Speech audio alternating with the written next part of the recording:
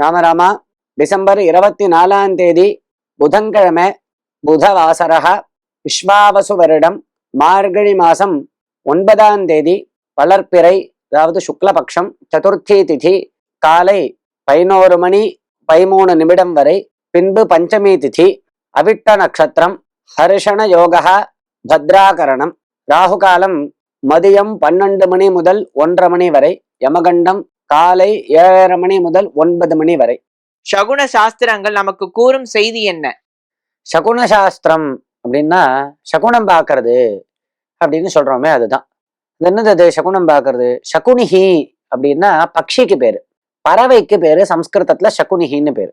அந்த பறவைகள் கூச்சல் போடும் இல்லையா, அது கத்துமே, அதை வச்சுண்டு இப்ப நல்லது நடக்க போறதா கெட்டது நடக்க போறதா அப்படின்னு நாம் அறிந்து கொண்டு விடலாம். அதுக்குதான், அதை அறியும் விதத்தை போதிக்கும் சாஸ்திரத்துக்கு தான் சகுன சாஸ்திரம் அப்படின்னு பேரு.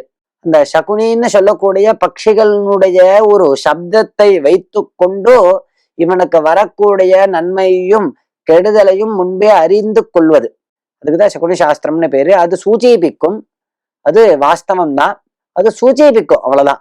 இப்படி நடக்கலாம் உனக்குன்னு அப்படின்னு சூச்சிப்பிக்கும். அதே மாதிரிதான் சூச்சக சாஸ்திரம் அப்படின்னு. இப்ப நான் வெளியில கிளம்புறோம் அப்படின்னா, பூனை குறுக்க போகுது, பூனை குறுக்க போனா அது வலது பக்கத்துல இருந்து இடது பக்கம் போனா நமக்கு கெடுதல் வரலாம் அப்படின்னு சூச்சிப்பிக்கிறது. இடது பக்கத்துல இருந்து வலது பக்கம் போனா அது கெடுதல் இல்லை. இந்த மாதிரி பல சூச்சக சாஸ்திரங்கள் இருக்கு. இதெல்லாம் நம்மளுக்கு என்ன பண்ணும் அப்படின்னா சூச்சிப்பிக்கும். நீ போற காரியத்துல இடைஞ்சல் ஏதாவது வரலாம் அப்படின்னு சூச்சிப்பிக்கும். அப்படி நம்மளுக்கு அந்த சூச்சனை தெரிஞ்சுண்டா உடனே நாம் என்ன பண்ணலாம்?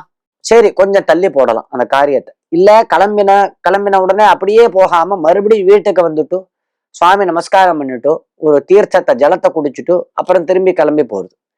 இந்த மாதிரி நாம் நம்மளை சுதாரித்து கொண்டு செயலாற்றுவதற்காக இருக்கக்கூடிய சாஸ்திரம் தான் இந்த சகுன சாஸ்திரம் அப்படிங்கிறது. ராமரா.